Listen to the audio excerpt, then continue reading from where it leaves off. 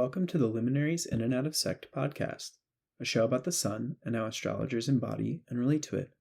My name is SP Hall, and I'm your host. In today's episode on the Pisces sun as the luminary out of Sect, I speak with the astrologer Jordan. I'm really excited to be dropping this next episode of my new sun series, which will continue for the next year. For new listeners, please go back and listen to the moon series that I did last year, where I spoke to different astrologers about their moon sign. I hope everyone has had a very good reflective Pisces season. I want to extend my best wishes to everyone for the upcoming eclipse season.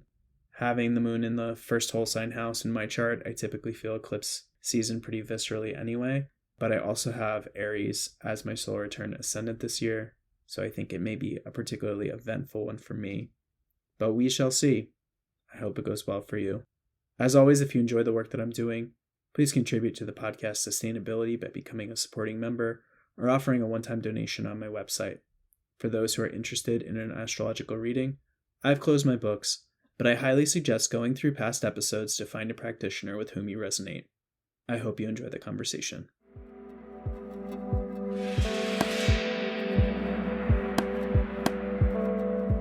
All right, Jordan, thank you so much for joining me here today. How are you doing? I'm good. Thank you for having me. How are you?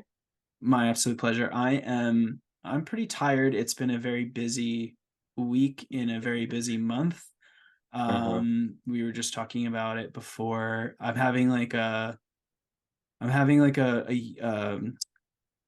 great year, so like a very kind of pivotal year this year, and I also have Aries rising on my solar return chart. It's been very kind of I had my birthday 2 months ago, and so the beginning Mm-hmm. of the year it's been very active, which I'm grateful for.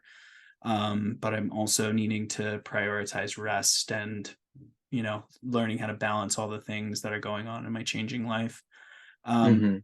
I like to start the conversation with talking about like how the recent astrology weather has been affecting my guest. And I know Mm-hmm. you've recently had some planetary returns. We're about to go into eclipse season. It's your birthday tomorrow. Very happy birthday to Yes. you. Thank you. Um, and as us astrology people know, it starts the sun's return starts this kind of new year for us in an astrological way as well. So I'm just curious if there's any astrology that you've been following as of late, or that feels particularly like you have a story to share about. Mm-hmm. Yeah, definitely. So I feel like, I don't know, like you said, lately, I find a lot of us are just kind of going through big changes at the moment. Like I said, with the eclipse season coming up, that is always inevitable. Um, Personally, yeah, I've had a lot of kind of returns. I didn't even realize, I think it was yesterday or the day before was like my exact Venus return.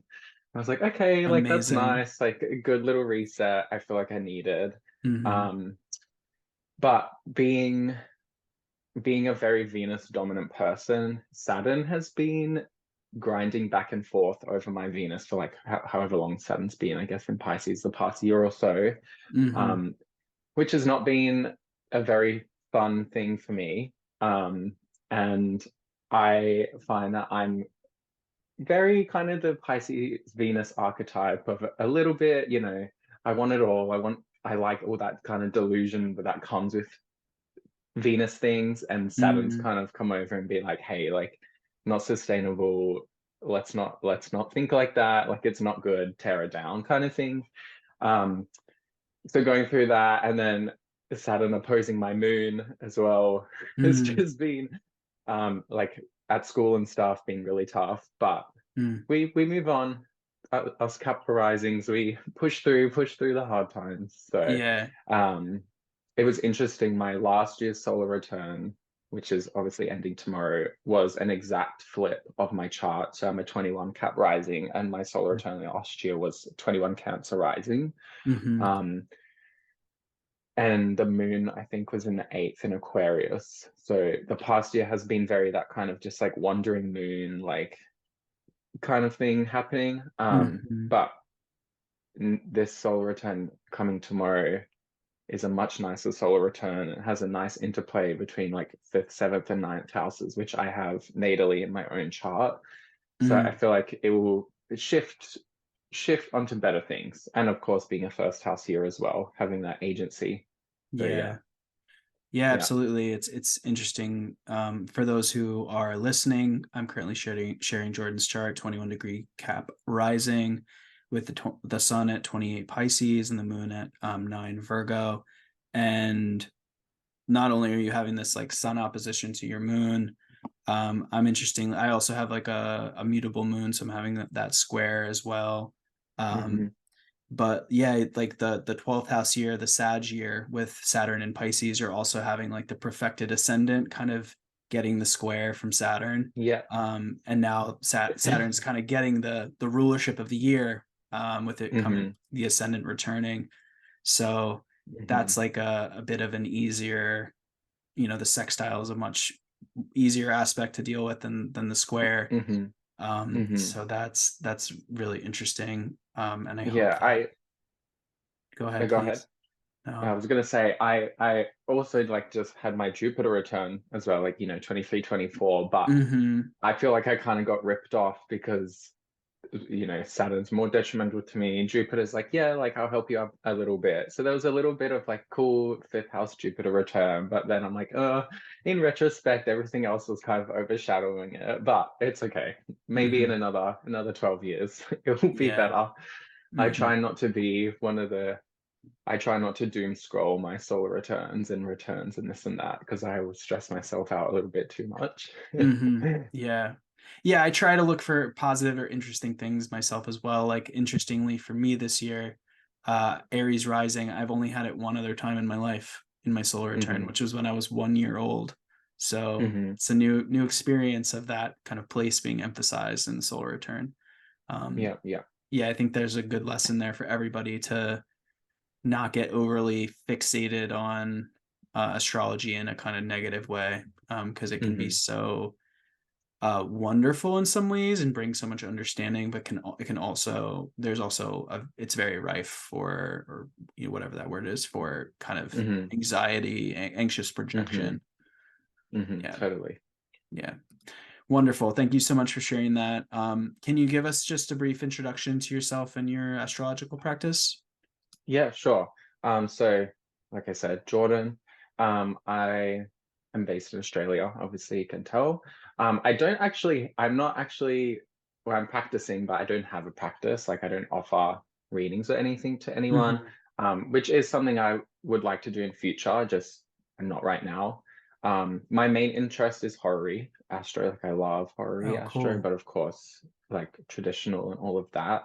Mm-hmm. Um, I guess how I kind of started and got into astrology is so my heritage is Macedonian, so Eastern European. Mm-hmm. So growing up, I was kind of always surrounded by like superstition and kind of folk magic things. And I always knew I was a Pisces and like my mom a Gemini, like that kind of thing. And Mm. then a few Can years you ago, tell us a little bit more about what that means for you? I'm a Pisces and my mom's a Gemini. Like, what is that? yeah, yeah. Um, it's well, yeah, now I'm gonna go on a tangent. I told you That's I okay. get That's very okay. tangential. Um, Me and my mom's chart, very interesting. Like her moon is conjunct my Mars in the fourth by degree. Uh, And my moon is conjunct her ascendant by degree. So there's like this interesting play like mm, that. Um, but I just more mean like when I was a kid, like I was an emotional kid and things like that. And my mom would yeah. always say, "That's just because you're a Pisces, like Uh, things like that." So I always kind of had that like astrology in my head. mm-hmm. Um, and then yeah, a couple years ago, Co-Star came out and everyone downloaded it, of course. Like, and that's how I kind of discovered, oh, there's a rising and this and that. Mm-hmm. But I originally had my birth time wrong and thought I was an Aquarius rising. Oh, And I interesting. was reading all these things, and of course, the first things that come up are the more modern interpretations. So it was like, Mm-hmm. you're out there and eccentric and wacky. And I was like, oh, like, I guess I have a nose ring. Like, does that really count? Not Uh-huh. really. And then I found Chris Brennan's astrology podcast on YouTube, and then yeah, fell into that rabbit hole. And so that's what I kind of practice now. But my real interest is like the medieval Islamic tradition, like that time Mm, period, like Abu Mashar, all of that is definitely my interest. yeah. Yeah, Yeah. I tend to agree with I resonate with that as well. I'm just curious, like, what for you feels so interesting about that time period or what have you? Mm. I don't know. I find it very rich. Hmm. Like I find the more ancient Hellenistic, like Valens and all of that, it's very dry. It's very like this or that kind of thing. But I Hmm. feel like even just like the descriptions in the medieval Islamic are more rich. Like they're more imaginative, which is how I like to think. I don't know. I just find it like a richer body of work to read. Like if I Yeah. was to sit down and open a book to read, that's the type of style I like to read as well. Hmm. Um, and I don't mind Lily and like a bit more modern, but then again, that like skews a bit more psychological. So Hmm. that's Yeah. why, yeah. What about you? You said you enjoy it as well. Yeah. I don't know. I feel like I don't want to say because I don't want to seem like misinterpret the earlier part of the tradition Hmm. as in like astrology kind of hit its zenith in the medieval Islamicate, but like Hmm. in some ways I feel like outside of like Vedic astrology, because Vedic astrology is so like complex and feels like a thing Hmm. unto itself. Hmm. The medieval Islamic astrologers, it feels like they very faithfully took Hellenistic astrology and built on it. And then the advances in kind of astronomy and mathematics that happen as well. Hmm. They're able to just do things in a way that like they weren't necessarily able to do in Hellenistic times. Yeah.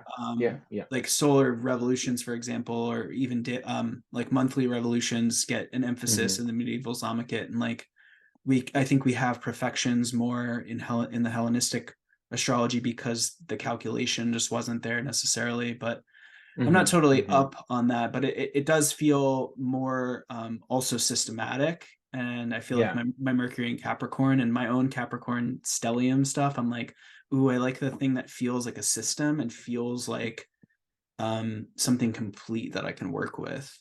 Hmm. Um, Hmm. Not to say that Hellenistic astrology is not like that, but that's just Yeah. kind of what's resonated for me. Yeah. Like getting from A to C, but knowing what B is and being able to do that as well. I Hmm. feel like, yeah. Yeah.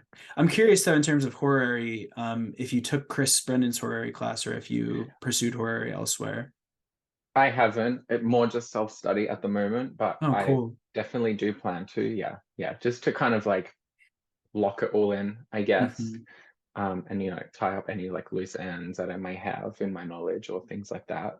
Yeah. Um, yeah, I don't know. Like horror, again, to me, it's the most practical. Like Hmm. I like things to, have a purpose. Not that obviously natal astrology doesn't, but yeah, I don't know. I think there's just something so I don't know. It's like mind blowing, fascinating that you can ask a question and right then and there's your answer kind of thing, which I know isn't Yeah. like a hot take. Like Yeah. obviously that's what horror is, but I know something so big in scale that you can use practically in your like little everyday to day life, I think is why I really Mhm. am drawn to horror and very interested in it. Yeah. Yeah, absolutely. Yeah, I totally um, get that too. It really cast. I mean, I learned kind of astrology studying horary first, so which I Hmm. think is a really interesting way to go about it. Mm. I studied natal, like I was reading Demetra while I was kind of doing Chris's course, and I'm still kind of Yeah. ongoing with that. But I Yeah. think like looking at a chart in reference to a question and how the chart kind of interplays in relation to Hmm. that, rather than someone's life and talking with them about how their life Hmm. unfolds. It's just a different way of doing it. It makes you kind of focus on different things.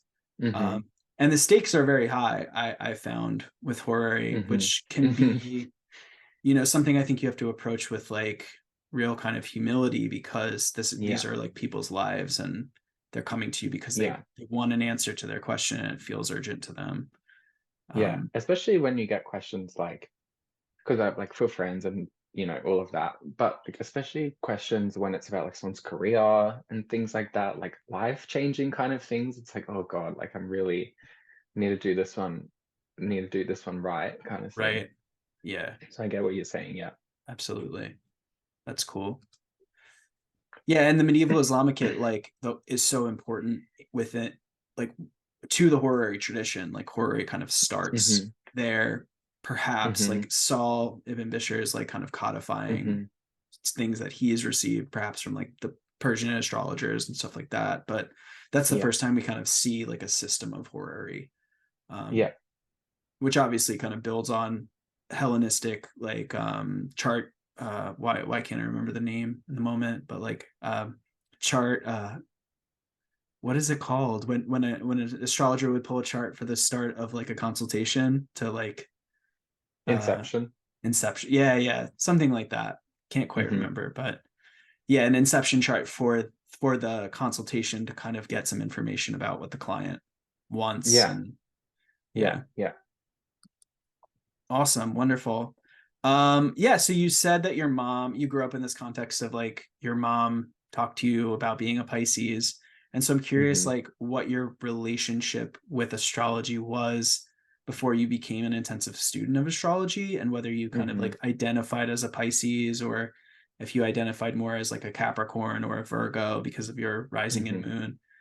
Yeah, can you Hmm. tell me more about that? Um, well, yeah, I always have identified as a Pisces, but I think when you look at my chart, because I have Mercury and Venus also in Pisces, that's like, yeah, like it's a pretty emphasized place in my chart. Mm-hmm. Um, so like I said, yeah, just being like, and it's kind of the stereotype, but I don't know, sometimes stereotypes are stereotyped for a reason, right? Like Mm-hmm. I loved drawing and coloring in when I was a kid, but a little anecdotal story. And I think this is the Cap rising Virgo moon interplay with the Pisces stellium. Is when I was a kid, if I was coloring in a book and I went outside the lines, I'd rip the page out and throw it out because it wasn't perfect. Wow. So I'm like, yeah, Yeah. I'm trying to be creative and arty, but it needs to be precise, Mm-hmm. which isn't always a good thing. But um, so yeah, I don't know. I really do. I love the Pisces archetype in itself. Like I don't think you can you I don't understand people who can't not like the Pisces archetype. Like when you break Pisces down, it's Jupiter's domicile and exalts Venus. Like, Mm-hmm. you know what I mean? It's the most benefic sign really Mm-hmm. of the whole zodiac. So yeah, I don't know. What was your question again? That's a good Like, question. oh, What was my question? If you related to being a Pisces, like before yeah. you were Oh, an yes, astrologer. yes. Yeah. So yes, definitely. Yeah. Yeah. And then yeah, always have. And then once I got my actual birth time and saw I was a Cap rising and studied more, Mm-hmm. I was like, yeah, this all makes a lot more sense as well, knowing that it's not just your sun sign. Right. Um, yeah. Yeah, I mean, as like a more kind of um traditional astrologer, what have you, like pre-modern astrologer now, compared to, like when you found CoStar, or like when your mom was talking to you about being a Pisces when you were a kid, like what do you think about sun sign astrology, and like what role do you feel like the sun plays astrologically within Yeah. this kind of interplay of these other planets and what have you? Hmm. Hmm. Well, I think it's funny. I feel like one of the significations of the sun that has kind of kept consistent throughout the tradition that I think gets forgotten a lot when we have those like traditional versus modern, debates of what the sun Mm-hmm. is like that ego and that life Mm, essence in someone. Because like Valen says, I don't quote me because I can't remember, but I think it's the seat of the mind or the wisdom, like, and your yeah. intellect, your things like that.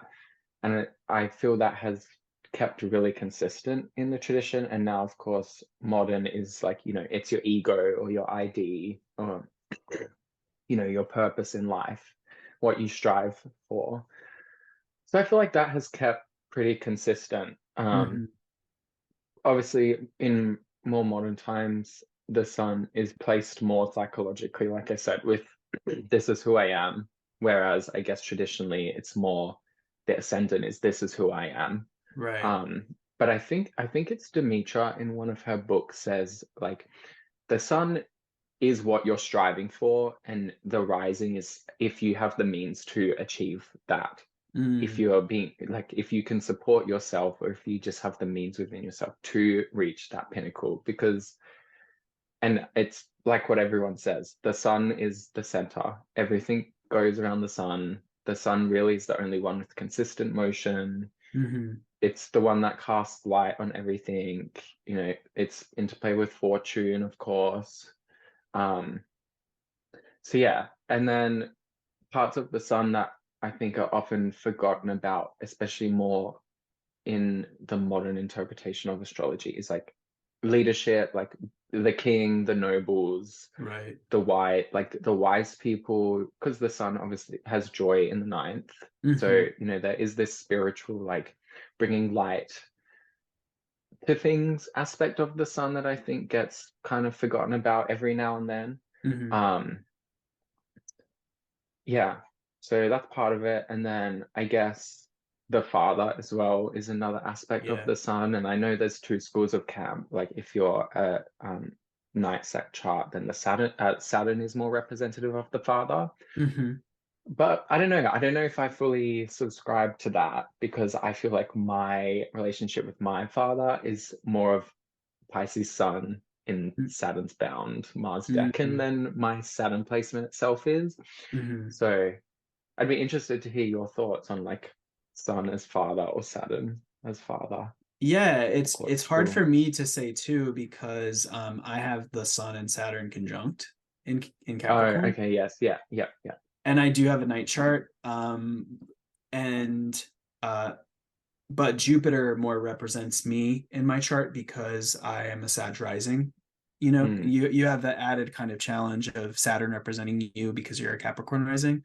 mm-hmm, Um, mm-hmm, but yeah, the opposition between Jupiter and Cancer and this kind of Capricorn stellium that I have, it does make it a little bit more difficult to say. mm, I do experience my father, or I did experience my father because he passed away almost 20 years ago at this point, as like mm-hmm, a quite Saturnian figure.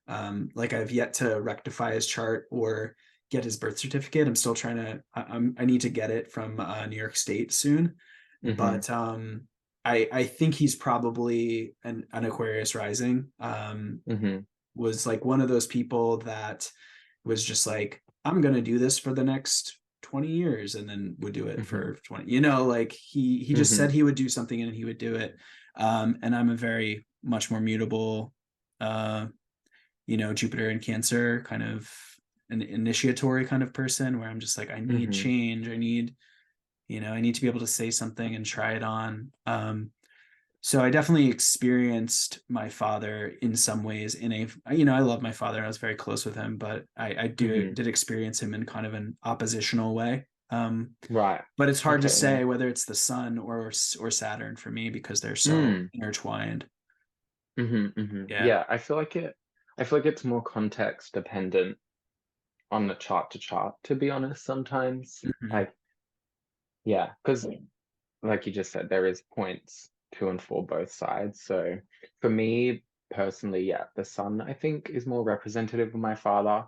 Um, just because I don't really see, I don't like have a relationship with him. I do with Hmm. my like have a great relationship with my stepfather, but my Hmm. actual father, and I don't know, I feel like that more just because of where my son is and the lack of dignity that it has, really, like in Hmm. Saturn's tiny little end bound of Pisces, like the coldest part of Pisces, really. Hmm. Um, so yeah, but the I find a lot of people around me as well that I know, a lot of Pisces people tend to have a kind of complicated relationship with the father. Hmm. And I think part of that is because the sun really doesn't do that well in Pisces. Like, yes, it's a sect mate's place, but still it's like mutable water. Hmm.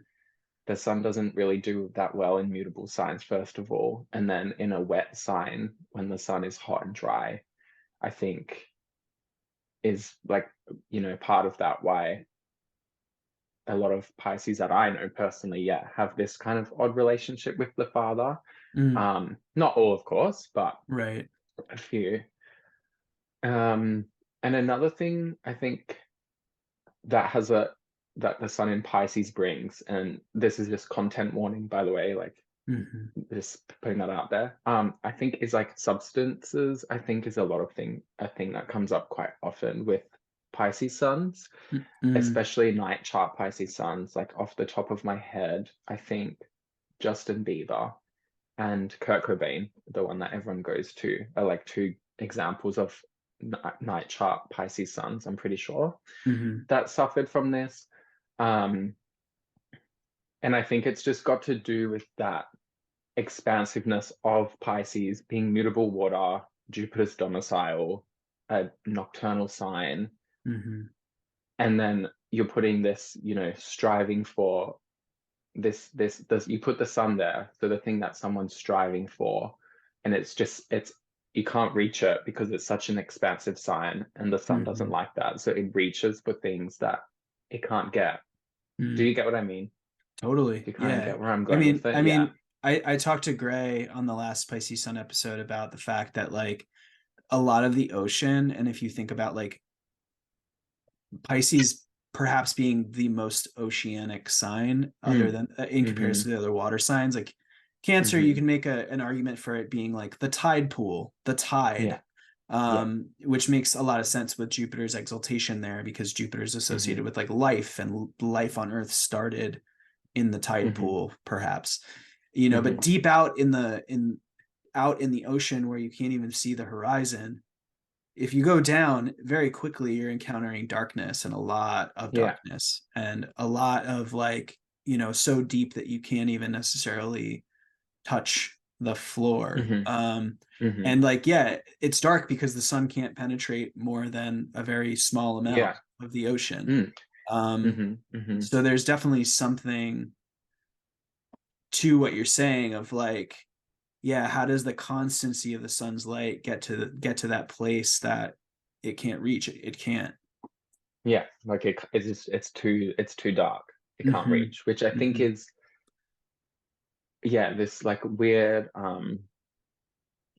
two sides of Pisces, of course, mutable, of that like so much expansion and love, quote unquote, but then there's Hmm. like this side of like unattainable vastness. It's so vast that it's hard to reach stuff. Yeah. Um, which And if I may share really yeah. quickly, I'm interested to Mm, hear your feelings about this as a Capricorn rising. mm-hmm, I've been thinking a lot about like the sextile between Capricorn and Pisces, and how it mm-hmm, feels like, thinking about the goat as this transfigurational creature that can like lose its tail and like grow its tail back, can like travel to the mountaintop.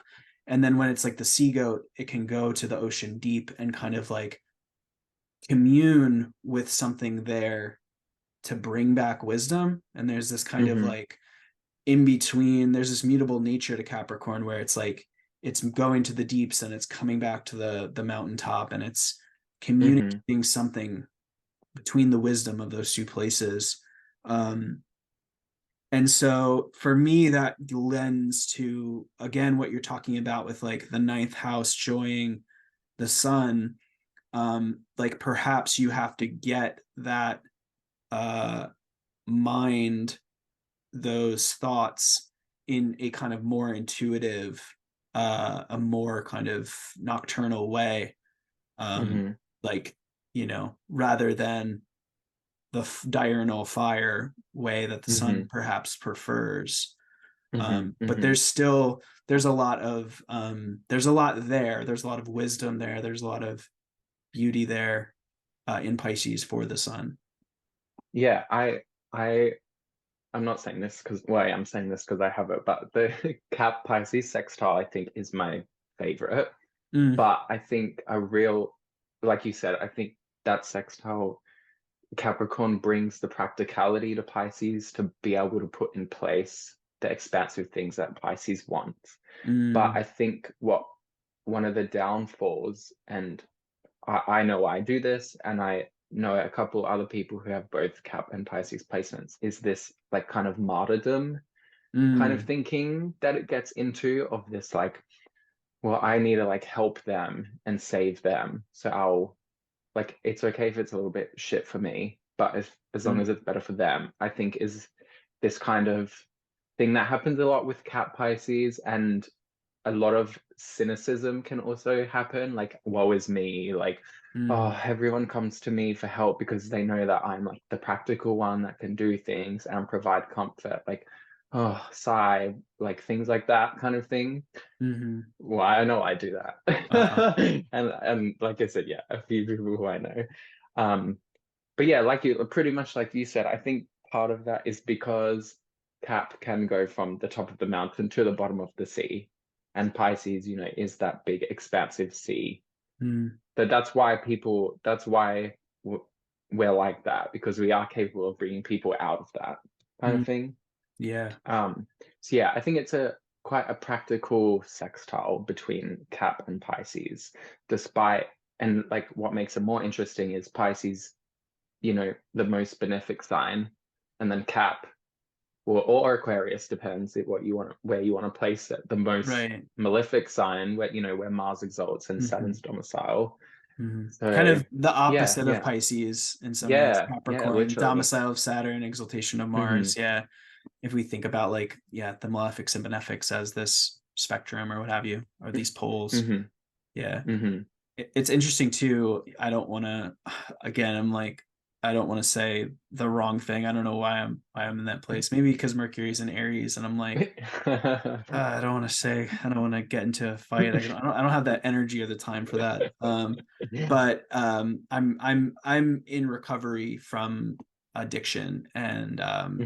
people will say like the flip side of addiction. You brought up that is codependence, which you kind of bring up that as well as like Hmm. I need to be the person to help.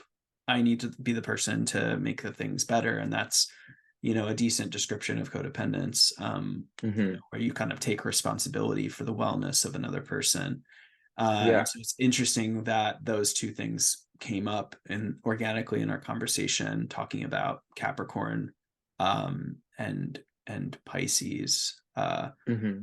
So yeah, and Which go I ahead, was just please. gonna say, which kind of I think also just within Pisces itself, that kind of like codependency. The Pisces constellation is what, two fish tied together, like Aphrodite and Eros, so Venus and Mm-hmm. Eros, Cupid and Aphrodite, Mm-hmm. So I think just within itself, it's that we're going to the deep together, we're tied Right, together, kind of thing as well. right. And it's Yeah. like codependence doesn't necessarily isn't just because we're interdependent doesn't necessarily mean we have to be codependent or whatever, Mm. and we don't have Hmm. to go to the extremes of Capricorn, which is sometimes like I'm going to cut myself off from the life force, the waters of life, or I'm going to cut myself off from other people to protect Hmm. myself. There's kind of like the need for other people, but how do we do that in a way that's healthy, that has boundaries, that Hmm. doesn't take too much responsibility for others, but is also there for them. Hmm. These difficult questions of life. Yeah, definitely. Yeah. Awesome. Yeah. So tell me more about like what you feel Pisces means to you. I'm curious if there's any like myth that comes into play with your understanding of Hmm. that sign. And by myth, I don't just mean like Greek myth, but like any kind of story, literature, film Hmm. that's contemporary that kind of helps you understand what that place is, and especially as perhaps like the sun being there, how that relates to Yeah. that. Yeah. Well, like I said before, I think Pisces to me is this expansive, just a happy sign, like Jupiter, Venus, massive Venus bound, all of that.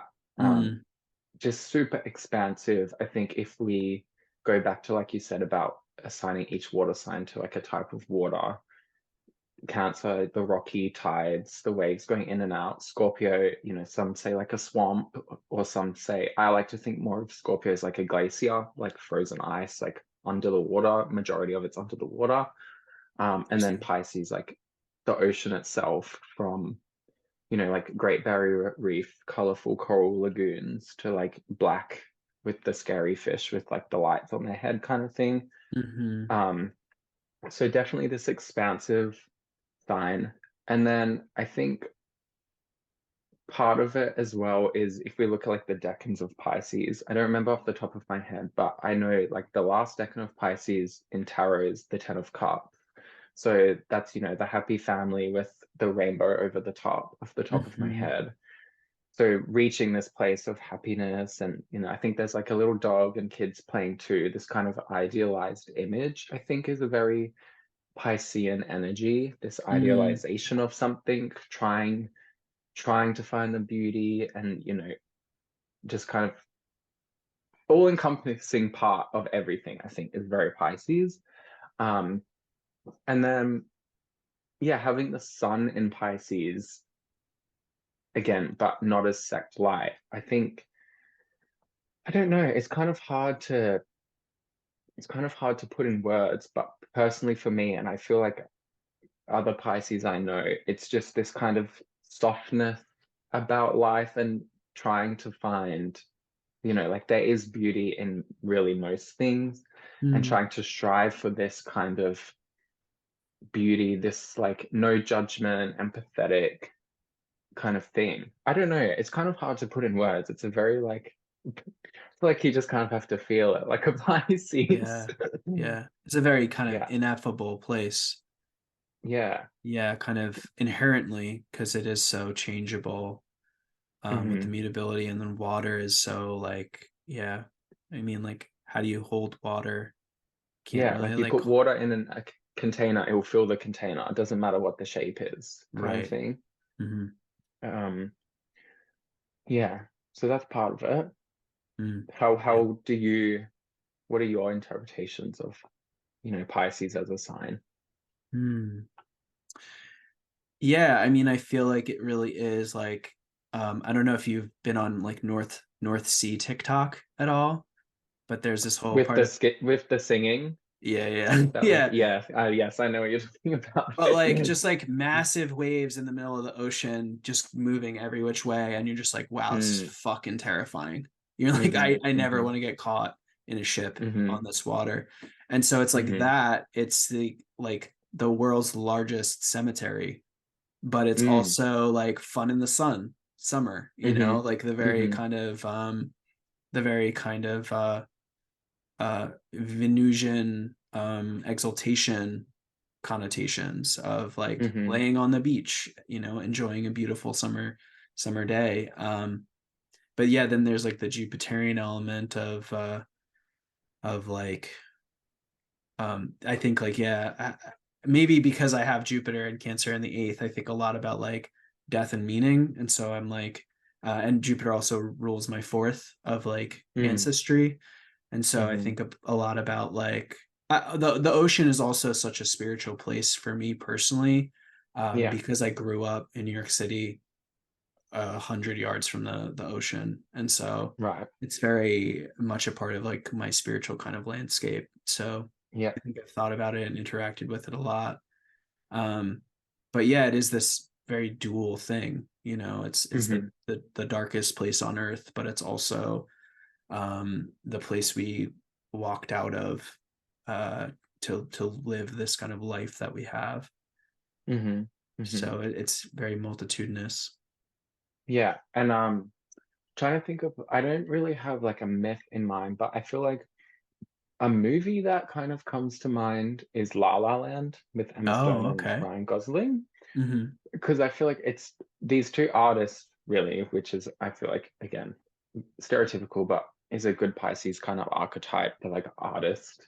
Um, Striving for what they want, but still trying to love each other, and then realize like it's fine, we need to go for our dreams, but I still love you kind of thing. Mm-hmm.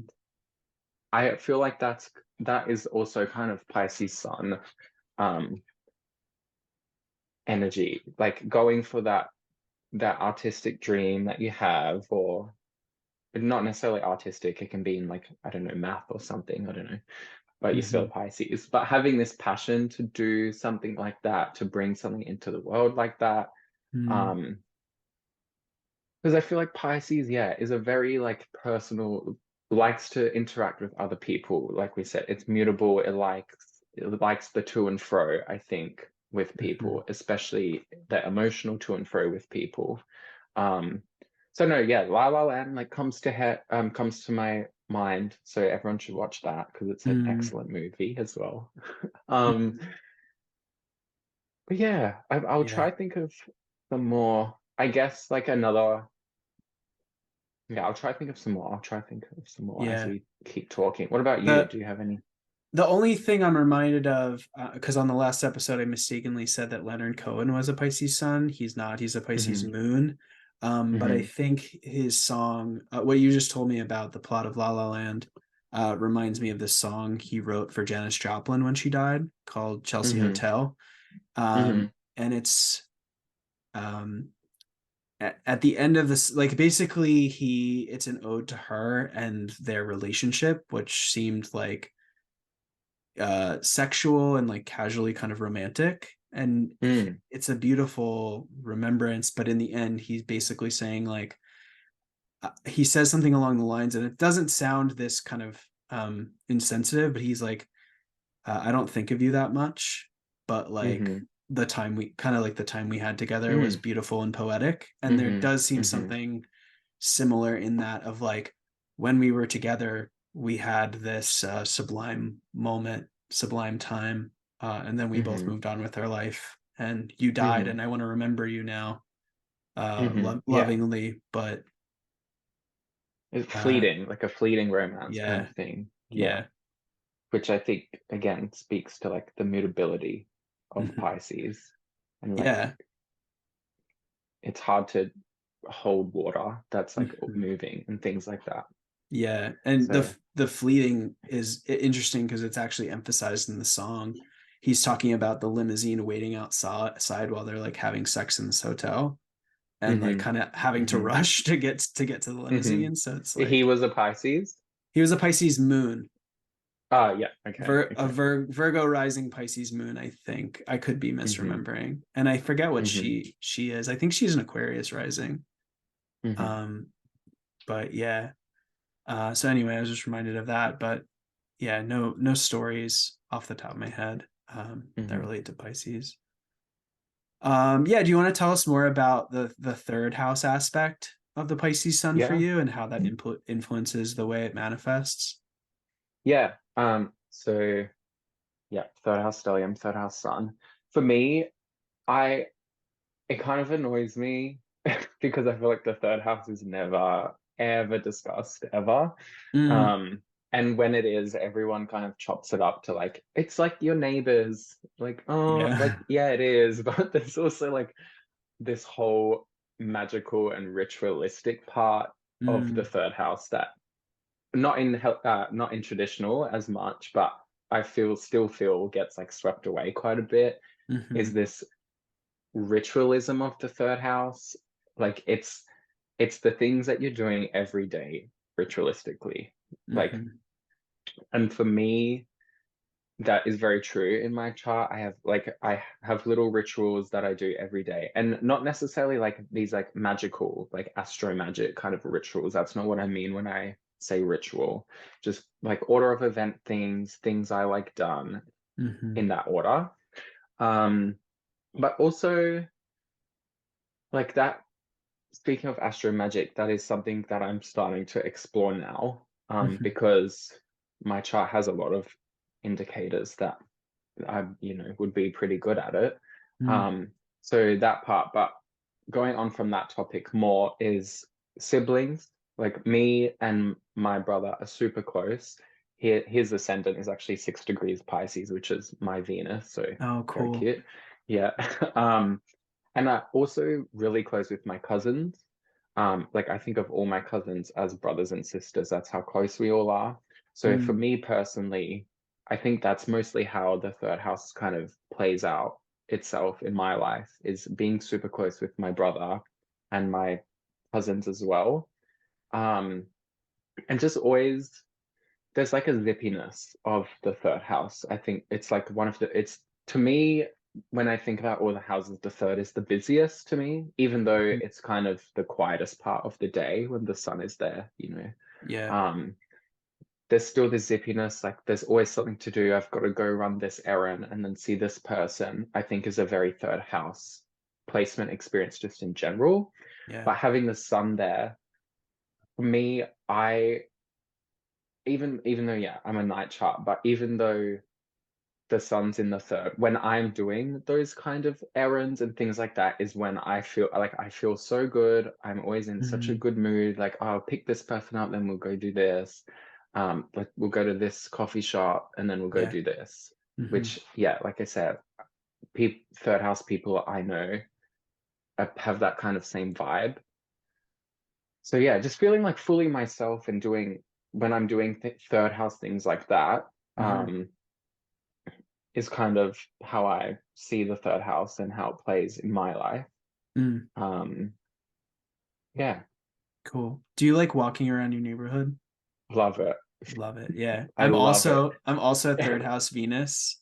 Yeah, I love walking. Love walking yeah, around the neighborhood. yeah. Like, I don't know. There's something so and trying to find if I'm having like a crap day, I'll Hmm. go for a walk and I'll be like, just try find like two or three things that are sweet, like cute, nice, Mm. that's happening in the neighborhood. Like a mum opening the door for her kid to get out the car. I'm like, that's nice. That's like a Yeah. nice thing to see in the area. Uh, So I don't know. That's what I liked. mm. Romanticize your life. Right. That's such a Yeah. beautiful like moon third house spiritual practice too. Like Yeah. finding the divinity or the beauty in like those like hmm little kind of ephemeral things almost, you know? hmm Especially like the state of the world at the moment is not really positive at all. So Yeah. just trying to find just little things like, I think like that really helps me. Hmm. Um, And then I think another part of the third house, of course, is that kind of not primary school knowledge, we say the ninth house is, um, what's Higher the word? Sorry, it's education. escaped me. Yeah, higher education. Yeah. And third house is lower education. And um, yeah, like loved school and all of that. Very formative years for me, primary school, because I was bullied a little bit. Mm. Um, which I have found, I can't remember who said, I was listening to someone talking, and I really can't remember. If I remember, I'll bring it up. But they said that they often see a lot of people with third house placements do experience bullying in primary school because it is these people around you in Mm. primary Yeah. school are the people like the planets that are in your third house in that kind of part of your life. They're the characters that you're going to see. Right. And then also when I was in primary school, was when I like went through things with my father and like the Mm. sun's there, but Venus providing me solace. Like I had Yeah. my family at home and friends and all of that. Um, but yeah, so the third house I think just gets not spoken about enough because it is a really rich house. There is a lot that falls into the third that Yeah. people forget about. I agree. Um, It's like all the yeah, things you do on a day-to-day basis to kind of support yeah. your life force in the hmm first. Yeah. It's And like, interesting too. I'm sorry, go ahead. no, you go. I was just gonna say it's interesting if you look at the ages of man, which are like a Mm, timing technique, like an epoch timing technique you can do. hmm Primary school, like a lot of it is Mercury. hmm And you have Mercury and Pisces in the third. So mm, it's kind of like if we kind of take the hard aspect or the hard kind of delineation of fall as like a bit of a casting down, there's some information being communicated that like, oh, maybe that time wasn't the easiest in some ways, yeah. because of Mercury's kind of essential dignity, what have you. Yeah, busted. But yeah, so I don't know, more third house walk would be good. Yeah, we should make it Yeah, happen. The third house talk. totally, totally. Yeah, because I have my MC in Libra in the 11th whole sign house, and I have Venus in hmm this in the third in Aquarius. So hmm Ah, okay. Interesting, because my MC is Libra, but the 10th, and right. also Venus in the third. That's Yeah. interesting. Hmm. Yeah. Yeah, I would love Mm. to hear about your Jupiter placement, how you feel like um Jupiter and Saturn being co-present in Taurus and your fifth whole sign house, that kind of interplays with like your Capricorn rising and your Pisces stellium you got going Hmm. on. Yeah. Well, I think this is the thing that kind of saves my sun, I guess, from being completely busted. Mm, Is having Jupiter in Taurus and then having Venus in Pisces. So not a mutual reception, but kind of, you know what I mean? And applying in, no, not applying, but they're in sextile by degree. do you not So consider it that's a mutual nice. reception because Venus is exalted and Yeah. okay. I know there's like different thoughts, but yeah, that's kind of how it's like a half mutual reception to me. Yeah. Yeah. Um, so yeah, I think having Jupiter in the fifth, especially before getting into Taurus, is, I don't know, I think I come across as someone who is that kind of, I like to banter, I like to have fun. Like Hmm. nothing's really ever that serious. Like we can joke around and things like that.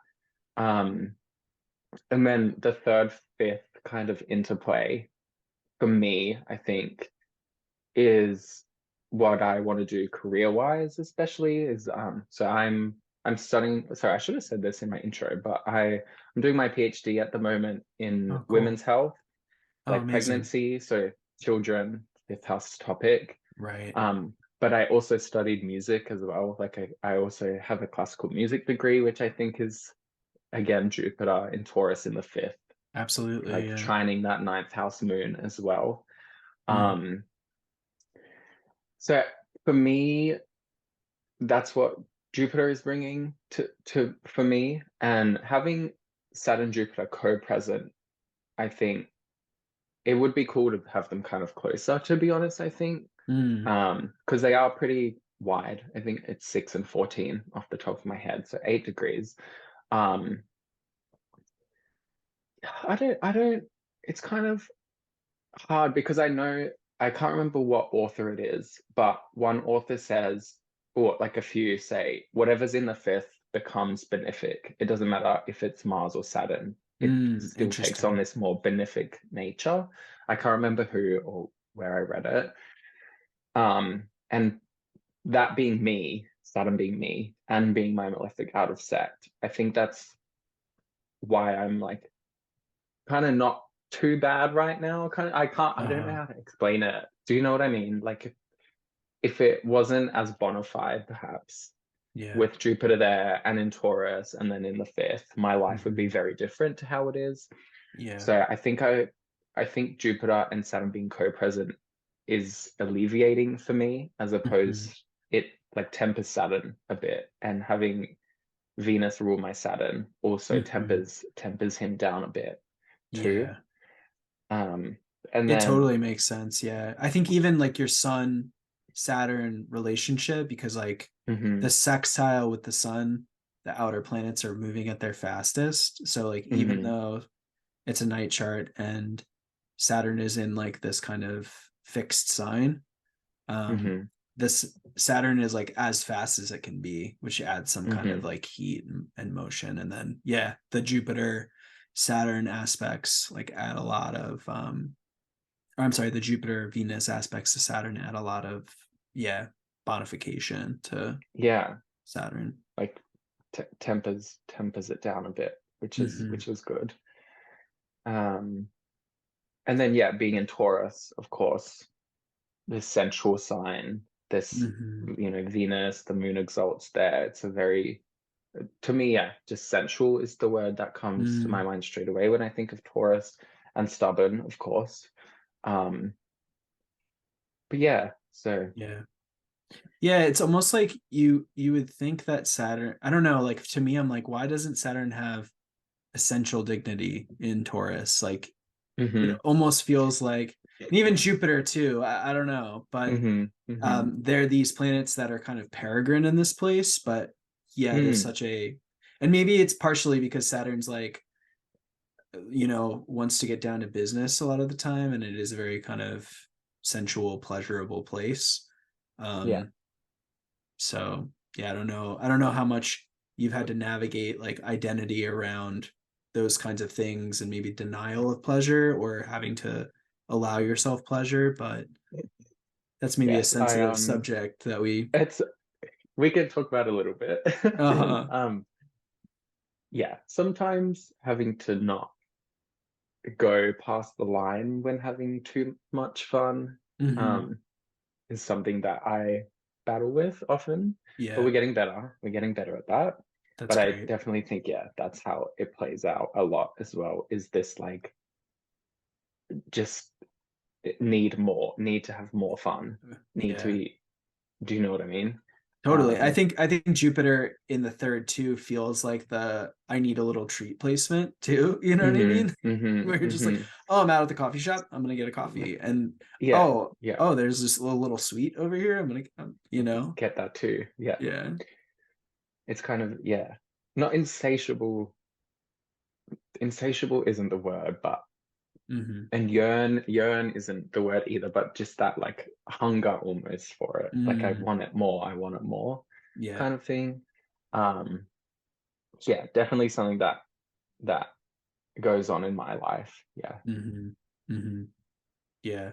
And do you feel like that's part of the Pisces sun as well? Because there's like this desire to know the Yeah. mysteries or a desire to kind of like shine that light more deeply. Yeah. And like we were saying before, just that expansiveness of Pisces, and then the sextile to central Taurus is how can I, like, to me, that's the next sextile. That's like, how can I make this the most fun and feel the best? Hmm. Like Yeah. it's that sextile is so benefic. Yeah. It's the moon exalts in one, Venus exalts in the other, and then Jupiter as well. So it's like this, how can I make this feel even better? How can this be even more fun? But then of Mm, course that's not always a good thing to try achieve. Um, yeah, yeah. but you're Totally. right. Jupiter and Saturn, like it kind of it does feel unintuitive that they don't have much dignity, perhaps like in Taurus, because Hmm. I feel like. But then again, now that I'm just thinking about it, maybe that's just because my relationship with having fun. I'm like, I feel like Jupiter would do well in Taurus, like that Hmm. expansive funness. But then I don't know. Yeah, yeah, Yeah. it's interesting to think about. Hmm. Yeah, absolutely. Are there other aspects that the sun makes that you think would be My important to talk well, about? it depends what your aspect We can go dogma with is. If we you're can go with your aspect. That's well, okay. mine, I'm more of a like a not whole sign. I'm more of a like, within the orb thing. So technically my sun is completely unaspected, except maybe to Hmm. my ascendant, if Okay. you count that. Um, but otherwise, if you do whole sign, yeah, I've got the sextile to Jupiter and Saturn and the opposition to the moon, even though it's quite far apart.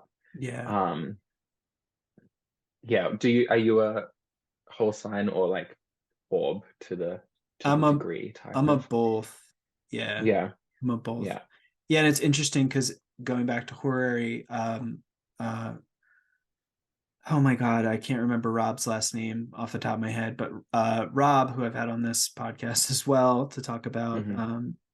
his Gemini moon, he talks about the distinction in the medieval Islamicate between the kind of by degree and by sign aspects and how they're Mm, kind of looked at differently. hmm. So yeah, I mean, I think both are communicating particular things. Hmm. Obviously, if you have like a very close by degree aspect that's perfecting, that's gonna, I think, more intense. But if you Mm, have like the opposition between the sun and moon, for example, it's like, okay, that's different than my balsamic moon, for example. hmm. Hmm. Yeah, so Yeah. I guess, yeah, natally, I don't know, I've kind of become a bit nose blind to my chart. I feel like we all can become a yeah. little bit nose blind. And especially my son, it's kind of like kind of like try just don't think about it that often. Hmm. But when my moon progressed to full with my son, my parents' divorce, which I remember Oh, wow. Kelly Surtees said was a thing that often happens. So Mm, that just came in my mind, something to do with the sun, like timing wise. mm, Yeah, interesting. very interesting. All right. Let me stop this really quickly. All right. I'm cool. I'm curious if you have any suggestions for people that are new to either astrology or planetary relationship in forming or initiating a relationship with the sun. Hmm. Well, new to astrology, first of all, I would say um, read wide and read far because there's a lot to read and there's a lot to Yeah. learn and a Hmm. lot of schools of thoughts um, that don't necessarily agree with one another, which is what I do enjoy. Like I do enjoy when there's like discourse on Twitter. I think that's what makes good academics is discourse, getting new ideas and things like that. Um, so yeah, just like finding something that you really enjoy and then you'll love to do it, of course, like anything. And then relationship with the sun, I mean, this is something I like do for myself as well. But even just like I think practically going outside in the morning and watching the sunrise is like a really Hmm. simple thing, but is beneficial in kind of just getting this understanding the sun and like kind of where the astrology of the sun comes from, this constant thing that comes every morning, crosses the whole sky, goes under the earth and comes back.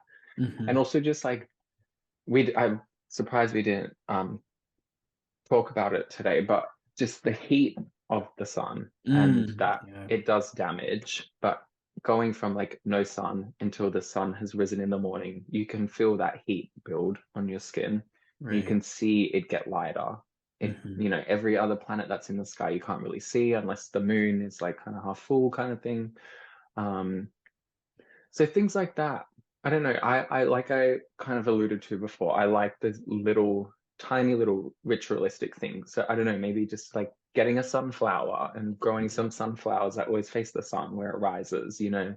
things like that I think would be a good thing to develop a relationship with the sun. Hmm. Yeah, Mhm. absolutely. Yeah, I love the very just tangible, like go out, look at the moon, Yeah, talk to the like just moon, look. go Yeah. feel the sun on your skin. Notice how the Yeah. light and heat changes from month to month and Hmm. what have you. I love that. All right, is Hmm. there any imparting thoughts you have about the sun? Is there anything you want to add before we go? Um, wear sunscreen.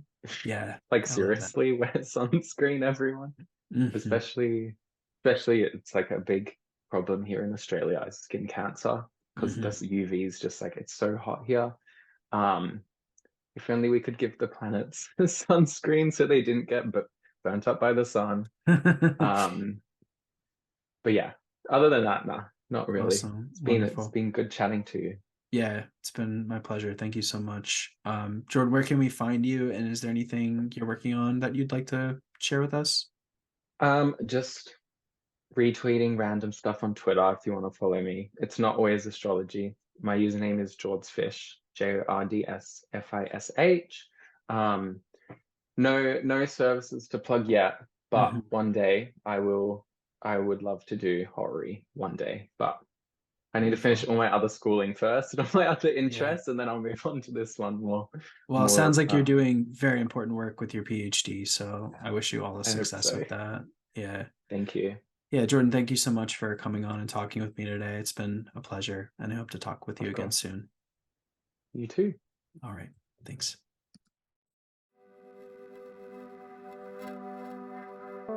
To support the show by donating or becoming a member, please visit my website, which is linked in the show notes. And please subscribe to the show wherever you listen. You can also find me on Instagram and Twitter. See those links in the show notes as well. If you have any questions or feedback on the show, please feel free to contact me via my website or email me at spalhorary@gmail.com. In the show notes, you can also find links to astrologers and resources that we touched on in this episode. Thanks for listening to the show. I'll see you next time.